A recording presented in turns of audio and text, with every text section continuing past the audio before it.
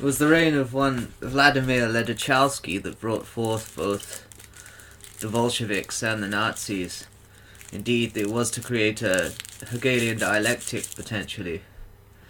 Though, as we know, for the first 2 years of the Second World War, the Soviet Union and the Nazis were actually allies, interestingly. To be honest, ideologically, they weren't that different, and both had roots in Jesuitry. Of course, communism's roots lay in the Paraguayan reductions of the 1600s and 1700s, whereby a Jesuit, a high-ranking Jesuit, oversaw the reductions, and of course there was also another priest to take mass, and there were secret police among the Guarani Indians to make sure that all stayed in shape. And this experiment on humanity, effectively using the Guarani Indians as guinea pigs, was repeated on a larger scale in the Soviet Union. Indeed, the Soviet Union was overseen from Georgetown by Edmund Walsh. The international ideal of Georgetown began in 1919, New Institute. And this was all during the reign of the Jesuit Superior General Ledochowski, who ordered the Bolshevik Revolution, and indeed ordered the murder of Lenin by Stalin. Stalin was a fully trained Catholic priest of the Jesuit order, having graduated from Tiflis Seminary in 1899, and he was in complete communion with Rome, and indeed his persecutions of the Orthodox churches had a lot to do with the fact that he was a Jesuit priest, and his allegiances were to Rome and the Jesuit order, and thus we could describe the Soviet Union as an example of Romanized communism, as I have done before. Sorry, I'm having severe trouble with my lighter here. But Stalin carried out an inquisition of proportions that had never really been seen before. It was absolutely barbarous. The tactics of Father Joseph Stalin, S.J. But it was all under the orders of Ledochowski. And Ledochowski soon brought forth the Third Reich and the associated bloodbaths that came with the Third Reich was as Jesuitical as that of Joseph Stalin. So much of the mass murders of the 20th century were the fault of this fellow Vladimir Ledochowski, the Jesuit Superior General, from, I believe it was about 1913 until 1942. I apologize, my dates may be slightly out, but I have been focusing on him and his legacy recently, as his period of control happened to coincide with both world wars, and it is evident that both world wars were started by the Jesuit order, and both world wars were Jesuitical in their root, and thus Ledochowski could be seen as history's biggest mass murderer, if you count Stalin and Hitler together. Then again, Mao probably killed more than Stalin and Hitler put together, but he was working under the orders of Janssens and the OSS.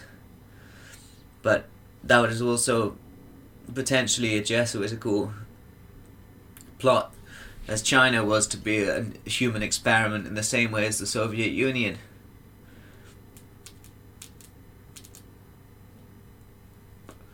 And now we are approaching the Stalinization, Sovietization of the West, the lack of freedom of speech.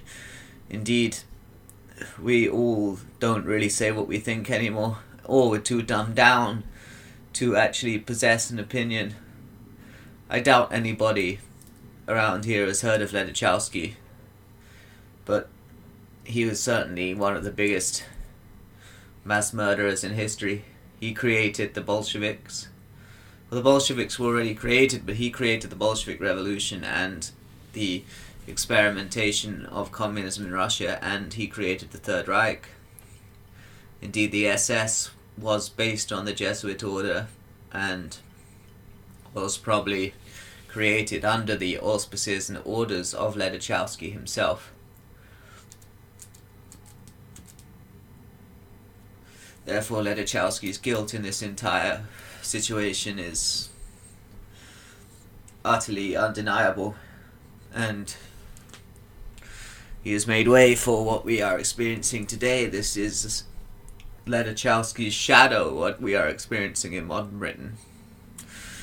Modern Britain may have won the war on communism, supposedly, but now communism has taken over the West. Ledochowski-esque communism. And this is the Paraguayan reductions, Mark III. Mark II was the Soviet Union, and Mark III is the modern West.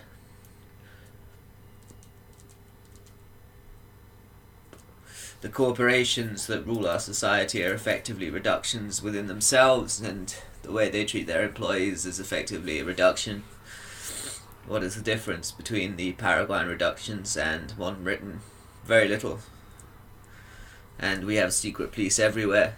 The war on drugs has been lost, and those who don't fit in with the reductions are killed off by drugs. So it's a rather depressing state of affairs that we dwell in here in modern Britain. I apologize in the moment, I'm running out of steam with my videos. They're a bit shorter than they have been, but I just need to get back on track. Taking a break, and now unfortunately I'm not being quite as prolific as I was before, but I will return to being so. But returning to the psychiatry of the Soviet Union, indeed that seems like a Ledochowski-esque creation. Also the commitment of the dissenters to mental hospitals. So that was begun during the era of Janssens, when Janssens was the superior general of the Jesuit order. But Edmund Walsh was overseeing the entire Soviet Union from Georgetown University. Georgetown University runs the United States of America. Indeed, there are tunnels leading from Georgetown to the White House. And why are Georgetown, the Jesuit institution, and the White House next to one another? Indeed, the Farnese family, who you have the Jesuits, and then above them you have the papal black nobility. And the Farnese family have in their Pentagon, the Pentagon in America was designed on the Villa Cupricola, I think that's the name of it, Cuprirola, the Farnese's Pentagon building, and they have a drawing of how they wanted Washington D.C. to be. It was created during the 16th, 17th century, and in how they envisioned Washington D.C. And Washington D.C. is a separate city-state in the same way that the Vatican City is, and the City of London. They are all individual city-states. They're not a part of Italy, America, or Britain. They are independent states. But other than Ledochowski, Edmund Walsh, these two are the most powerful figures of the 20th century. Forget Stalin and Hitler, they were just pawns of Ledochowski and Edmund Walsh. It was Ledochowski and Edmund Walsh who really were the specimens of evil that brought about the vulgarities of communism and fascism, these Loyolan inquisitions that occurred and have led on to what we experience today, because we live in an era dominated by Nazi science from Operation Paperclip, so it all links back to Ledochowski. And now, since the end of the Cold War, I do not doubt that the MI5 have been trained by KGB, ex-KGB. It's all a hangover from Ledochowski and Edmund Walsh. And this Dark Age is Ledochowskian, effectively.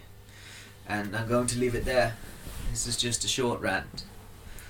And I shall return to longer rants soon. Thank you.